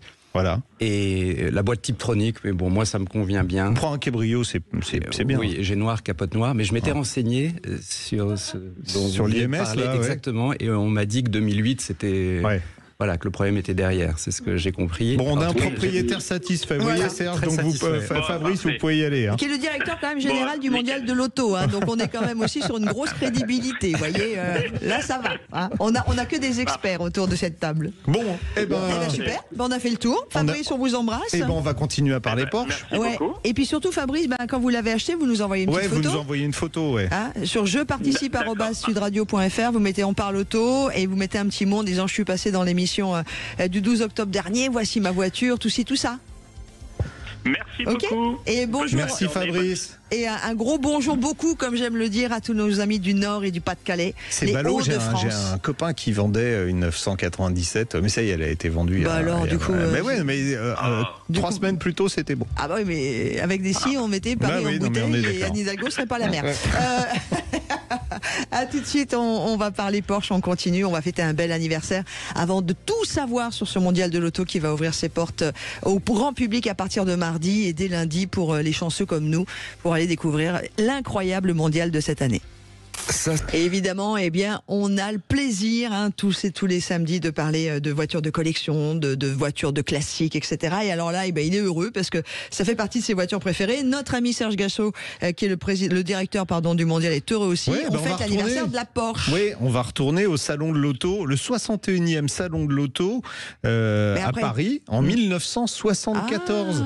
Et grâce à notre machine à remonter le temps, on est avec Stéphane Schlesinger, qui est journaliste. Bonjour Stéphane. Oui, bonjour. Petite voix. Non, mais c'est parce qu'on l'appelle, il est en 1974. C'est pour ça. Peut-être qu'un jour. Mais vous étiez né en 74, Stéphane? J'étais déjà en pré-retraite. Hein. Ah, c'est ça. Donc Stéphane, pour parler d'une Porsche 911 spéciale, puisque c'est la première à avoir un turbo, la Porsche 911 Turbo. Alors, on vous a expliqué tout à l'heure qu'il y avait des codes, c'était un peu compliqué. Elle a un code qui s'appelle 930 et tout le monde dit, dans le milieu Porsche, on dit plus une Porsche 911 Turbo, on dit une 930 pour parler de la première génération. Et là, on fête son anniversaire. Et en fait, c'est 50 ans. 50 ans d'une voiture qui était hors norme. Alors, c'est pas le premier modèle turbo est apparu sur le marché, Stéphane. Oh non, il y en a eu bien avant, notamment dans les années 60 chez General Motors. Il y a eu la Chevrolet Corvair, il y a eu la Oldsmobile 215. Donc c'est pas nouveau. Puis en Europe, juste avant la 911 Turbo ou 930, il y a eu la BMW 2002 Turbo qui a déjà bien fait parler d'elle à l'époque. Oui, alors là, cette 911, on pouvait pas la manquer sur le stand Porsche au salon de l'auto 1974 parce que c'était un modèle totalement bodybuildé qui ressemblait plus à un avion de l'arrière d'ailleurs. Ah, ça, elle avait une allure absolument incroyable parce qu'elle avait un énorme aileron arrière et à l'époque ça se faisait pas beaucoup. Hein. Donc tout le monde a remarqué et tout le monde a été complètement subjugué par l'allure de cette voiture, surtout qu'elle avait des ailes larges. Donc elle avait en plus une belle assise, c'est un sacré engin quand même. Hein. Ouais, et puis alors la puissance, Porsche avait déjà expérimenté le turbocompresseur en compétition et a décidé d'en équiper les voitures de série avec un bond en performance qui était franchement spectaculaire. Ben oui, parce que avec son petit moteur 3 litres, elle faisait 260 chevaux, la 911 Turbo, et comme elle était légère, ça faisait à peine plus de 1100 kilos, elle avait des accélérations de malade, cette voiture. Bon, vous avez eu la chance de partir au musée Porsche et de rouler avec une 911 Turbo, une 930, on va dire, première génération. Alors ça donne quoi? Parce que dans l'imaginaire de tout le monde, c'était juste une bête indomptable. Je vais faire une confidence, je suis pas un gros fan de 911. Je sais que ça va faire bondir. Oh là là, ça a coupé Stéphane, on est désolé. Non, on parle vrai. Vous devez passer dans un très long tunnel. Pourquoi Stéphane? Pourquoi vous n'êtes pas très fan? Je trouve qu'on en fait beaucoup autour de cette voiture. Elle est très bien par son moteur, mais tout le reste, ça n'est qu'un arrangement pour qu'elle tienne la route. Donc bon. Il est dur. En plus, c'est un produit marketing, enfin moi. Mais ça, je pourrais m'expliquer plus longuement. Mais malgré ça, là, j'ai vraiment adoré conduire la 930. Je veux dire que cette voiture elle m'a délivré des sensations incroyables. Bah, il faut savoir un truc, c'est que c'est un turbo à l'ancienne. Donc, jusqu'à, mettons, 3500, 4000 tours, honnêtement, il se passe rien. Vous êtes dans votre 911 turbo, vous voulez faire une reprise en 4e, parce qu'il n'y a que 4 vitesses. Bon, vous vous faites larguer par une Clio DCI, par exemple. Hein. Bon, sur le coup, c'est assez déconcertant. Et puis, bon, vers 4000 tours, 3500, 4000, le turbo commence à souffler très fort. Et alors là, vous vous rappelez le Faucon Millenium dans Star Wars? Ouais. En hyperespace. Et ben, la 911 Turbo, c'est exactement ça. Et vous passez d'une bagnole qui roule, qui a des reprises un petit peu molles, et tout d'un coup, ça se met à accélérer, mais à un truc de fou. Et là, vous vous retrouvez catapulté en avant avec une énergie absolument insoupçonnée. Et là, ça devient réellement jouissif. C'est une expérience mémorable, vraiment. Excellent. Ouais. En termes de performance par rapport aux concurrentes de l'époque, Lamborghini, Ferrari, on était situé comment avec cette 930? Alors, ça roulait un peu moins vite, mais ça accélérait au moins aussi fort. Quand on était dans le régime où le turbo soufflait vraiment, cette voiture, je pense qu'elle déposait une bébé, alors c'était pas une 512 à l'époque, c'était encore une 365 GTB4, GT4 bébé, et pareil pour la Countach. Les deux, à mon avis, elles avaient du mal à suivre cette voiture. Hein. Ah ouais. C'est pour ça que c'est devenu au fil du temps, c'est devenu une légende cette 911 Turbo. Il y en a eu beaucoup de produits d'ailleurs, on a une idée des chiffres de production? Oui, il y en a eu. Alors, ils l'ont fait assez longtemps quand même. Hein. Ils l'ont fait jusqu'en 1989. Et apparemment, il y en a eu environ 21 000 de produits, ce qui est quand même beaucoup. Hein, pour c'est beaucoup, ouais. de voitures assez exclusives. Et ça valait combien à l'époque une 930? Alors, ça coûtait. C'était moins cher qu'une allemande équivalente, qu'une Ferrari ou une Lamborghini équivalente. Ça coûtait 163 000 francs. Ah oui, à l'époque, quand même. Ouais. Oui, donc, mais 163 000 francs. Si vous voulez, ça fait même pas dans les 150 000 euros. Donc c'est beaucoup d'argent, mais par rapport à ce que ça coûte, à ce que coûtent maintenant les voitures équivalentes, finalement à l'époque c'était plutôt moins cher. Et en plus, il n'y avait pas de malus. C'est clair. Oui. Après, à l'époque, on n'avait pas tout ce qui était la loi. Enfin, il n'y avait pas eu le Grenelle de l'environnement encore et tout ça, donc on n'était pas sur tout ça, quoi. Non, on vivait innocent et bien heureux à l'époque. Ouais. Vous avez changé d'avis sur la 911 depuis, alors un peu, Stéphane, ou pas? C'est pour savoir si on vous rappelle pour d'autres sujets ultérieurement. Moi, je vous rappellerai, Stéphane. C'est pas que je l'aime pas. Moi, je trouve ça sympathique à conduire comme voiture, mais bon. La 930, en tous les cas, elle m'a tellement fait, triper, comme on dit les jeunes, que j'ai avoué que je suis tombé vraiment sous le charme de cette voiture. Même si c'est quand même très délicat à conduire, parce que il y a un truc à savoir, c'est que quand on arrête d'accélérer, comme c'est un gros turbo à l'ancienne, ça continue. Il continue un petit peu à souffler. Donc on lève le pied de l'accélérateur et ça continue un peu à accélérer. Ouais, c'est comme un cheval qui s'est emballé, quoi, en fait. Pour l'arrêter, faut le calculer le coup de l'arrêt. Ça réclame en plus quelques notions de pilotage, particulièrement quand c'est gras-mouillé par terre. Voilà. Alors, il faut des notions de pilotage pour la 911 tout court, mais alors il en faut encore plus pour la 911 turbo, parce qu'il faut gérer l'entrée en action de turbo et puis surtout anticiper son arrêt retardé, si je puis dire. Donc oui, ça demande quand même, il y a un mode d'emploi à respecter. Mais si on le respecte bien, c'est efficace. Oui, puis ça reste, alors que je vais dire, là, ça va en faire hurler certains, pour un véhicule de collection, parce que tout à l'heure on a cité Lamborghini et Ferrari, les Ferrari équivalentes et Lamborghini équivalentes valent vraiment très cher, alors qu'on peut acheter une 930 pour 150 000 euros. Alors, il y en a qui vont dire, mais il est complètement barjot de dire que c'est bon marché. Mais c'est vrai que l'investissement, comparativement, il est beaucoup moins élevé. Oui, parce que pour s'acheter une Ferrari bébé, il faut compter 100 000 de plus. Donc, il faut mettre tout ça en perspective. Donc, je dis 100 000 de plus, c'est pour une bébé, même pas les meilleurs exemplaires. Donc finalement, c'est une bonne affaire. C'est ce que vous êtes en train de nous dire. On peut se faire peur pour pas cher. Enfin, pour pas cher. Tu viens de se tuer pour pas cher.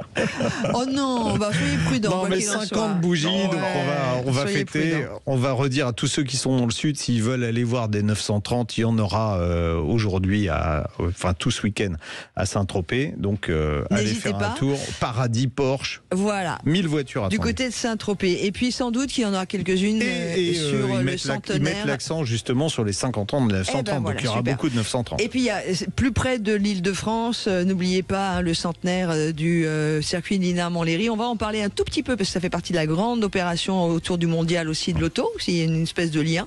En tout cas, merci Stéphane Schlesinger, journaliste, d'avoir été avec nous pour nous parler de l'anniversaire de cette Porsche 930, dite aussi 911 Turbo, qui a fêté ses 50 ans. Waouh, je me souviens de tout. À suivre, on va parler du mondial de l'auto qui va ouvrir ses portes la semaine prochaine. Et nous avons Serge Gachot, son directeur, qui est avec nous. Et c'est la grande fête de l'automobile, la grande fête mondiale de toute cette filière exceptionnelle qui va commencer la semaine prochaine. Alors pour le grand public mardi, mais pour tous, public, presse, etc., c'est dès lundi. Et on a la chance de recevoir le directeur, l'ami Jean-Luc. Oui, on a Serge Gachot avec nous, directeur général du mondial de l'auto de Paris. Parce que Paris-Ville qui aime la voiture. Anne. Libéré. Bon, Serge, en 2022, édition en demi-teinte, mais ça a au moins eu le mérite d'exister pour permettre au salon de continuer, parce qu'on a vu que Genève s'était arrêté définitivement. Quand on s'arrête, c'est très difficile de repartir.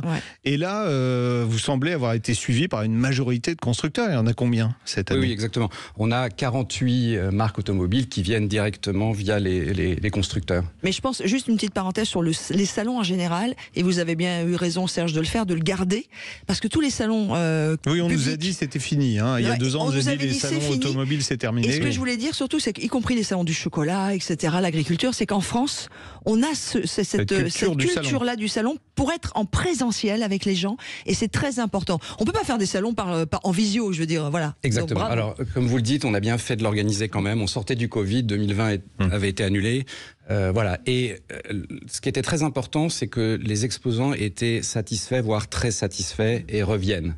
Donc ça, c'est une bonne chose. Et ça, c'est su dans l'écosystème. Ensuite, vous avez raison, le digital, pour acheter une voiture, enfin, il suffit de regarder les chiffres. Clairement, les gens ont besoin de voir, toucher, s'asseoir dedans. C'est un investissement important. On a besoin d'aller voir une voiture. Et puis, on l'achète pas sur Internet. Aussi, Et même si on n'achète pas, parce qu'on est quand même de plus en plus utilisateurs, de moins en moins propriétaires, mais même si on n'achète pas, on a besoin aussi de, bien sûr. Serge Gachot, je vais vous demander juste de bien rapprocher votre micro de votre bouche, s'il vous plaît, parce que du coup, comme vous faites comme ça, vous voyez ça. On a les exposants. Racontez-nous un peu ce que l'on va vivre. Nous, on est comme des enfants tous les deux. Hein. On est prêts, on est sur les starting blocks. Lundi matin, on est là. Bon, alors 48 marques viennent avec les constructeurs. Et le mondial porte bien son nom parce qu'on a des marques françaises, italiennes, allemandes, américaines, coréennes, chinoises, japonaises, suisses, anglaises et turques. Voilà, donc c'est un vrai mondial. Alors l'ADN du mondial de l'auto, c'est l'innovation. La passion, on célèbre la liberté de mouvement, voilà, donc on veut que ce soit une vraie fête, ça c'est notre positionnement. Hein, ça c'est recentré automobile, on arrête de faire un salon mobilité. Quoi. Oui, mais ça on n'a jamais voulu le faire, de toute façon, on a gardé le nom. Il y a eu des velléités pendant un moment, on s'est dit oui, on va élargir. Oui, mais non, en fait, et moi je voulais pas. Non, mais moi je partage votre avis. On aime la voiture, les Français, on est centré sur l'automobile, l'automobilité clairement, on n'a pas changé de nom, c'est vrai que nos amis de Munich, ça s'appelle désormais IAA Mobility, et on sait que, pour ceux qui étaient, qu'il y avait beaucoup de stands de vélos électriques, de trottinettes, et que la voiture était un peu diluée. Là, on mais va ça retrouver pas du Ford, de l'Alpine, la bagnole, enfin tous les exposants, on retrouve des marques que l'on aime, les nouvelles aussi, évidemment. Enfin, je veux dire, on est dans un mouvement de transition, donc on va pas faire la tronche aux Chinois, quoi. Enfin, il y a un moment. Et puis on a une industrie très innovante qui a beaucoup progressé. Hein, on n'est pas en train d'ouvrir des centrales à charbon. Enfin, quand on est passé sous les 10 litres au 100, c'était déjà de consommation, c'était déjà très bien. Maintenant, on est en dessous de 5. On a beaucoup de voitures électrifiées. Quand je dis électrifiées, c'est pas que hybride rechargeable. Voilà. Il faut pas se cacher sous la table. On a beaucoup innové. Tout le monde a pris le virage de l'électrique. Et il y a plein de produits, d'innovation à montrer, on est fiers de ça. Dans les constructeurs français, alors on sait que Renault sera là, ça sera le gros bout, on sera sur le stand Renault d'ailleurs la semaine prochaine, puisque il y aura la R5 dont on vient de parler, il y aura la 4L qui va être dévoilée en exclusivité au Mondial de l'Auto, il y aura Peugeot, il y aura Citroën, il n'y a pas DS parce qu'il n'y a pas d'actualité, c'est ça ? Oui, notamment. Et puis, chez Stellantis, c'est un petit peu. On tire un peu le diable par la queue en ce moment. Non, ils font un petit peu. Enfin, ils font très attention et ils se sont dit que pour DS, c'était moins opportun de. Peugeot est là, en tout cas. Oui, Peugeot et Citroën sont là. Ça, c'est l'essentiel. Et oui, on est ravis. Parce que Citroën n'était pas là en 2022. Oui, donc ça, c'est super. Et Renault, vient avec quand même 7 stands. Au-delà des 5 marques de Renault, quand je dis 5, donc c'est les marques connues de tout le monde, mais il y a aussi Renault Pro Plus, donc ça c'est leur stand de véhicules utilitaires électriques. Mais il y aura 7 stands, il y aura une surprise et puis il y a un autre stand avec une boutique. Ah, c'est quoi la surprise ? Parce que personne n'écoute, alors on peut en parler. Personne n'écoute. Pour nous, juste pour nous. On est la radio qui met la voiture la plus à l'honneur. Pour ceux qui étaient à Rétromobile, il y a quelques assets. Genre avion Rafale et autres produits dérivés. Voilà. Et une vieille R16 pour ceux qui étaient à Rétromobile, et à Genève, il y avait des produits. Et Renault vient donc avec 5500 mètres carrés de stand. Et ce qui nous a aidés, parce que Renault, il y a beaucoup de passion et eux pensent que c'est très important d'aller dans des salons B2C, grand public comme ça. C'est que Renault a confirmé il y a un an, donc à un an du mondial, qu'il venait avec les 5 marques. Et c'est vrai que ça nous a aidés, ça m'a aidé dans les discussions à fédérer ensuite les autres. Dans les autres grandes marques, alors il y a des Allemands qui ne sont pas là, je pense à Mercedes par exemple. Il y a un Allemand, alors Mercedes et puis Porsche, vous venez d'en parler, de la marque. Mais dans ce qu'on appelle le segment premium, il y a tout le monde sauf Mercedes. C'est un peu dommage pour eux. Il y a Audi qui est là. Donc il y a Audi, il y a BMW, Mini, il y a Cadillac. C'est le Cadillac qui fait le retour. Il y a un grand retour. Alors non, ça c'est pas le même de l'âge. Mais non, et puis il y a Tesla. Très important. C'est très rare, que Tesla soit présent sur un salon. Exactement. Et pourquoi c'est très rare ? Parce que c'est pas leur communication. D'accord. Comme vous voyez, jamais de publicité pour Tesla Oui. dans la presse Mais on est en automobile France. ou à la radio ou à la télé. Il n'y a jamais de pub. C'est la différence culturelle Il n'y française. a pas de budget Non. communication marketing, il n'y a pas d'ambassadeur de marque. Oui, mais ils ont compris qu'en France, ça se passe pas de la même façon. Et les Français, puisque c'est un salon grand public, ils ont quand même bien pénétré le marché français. Donc, ils doivent aussi rendre à ceux qui ont envie de voir des Tesla. Enfin, un mondial de l'auto sans Tesla aujourd'hui, moi, ça me paraît complètement dément.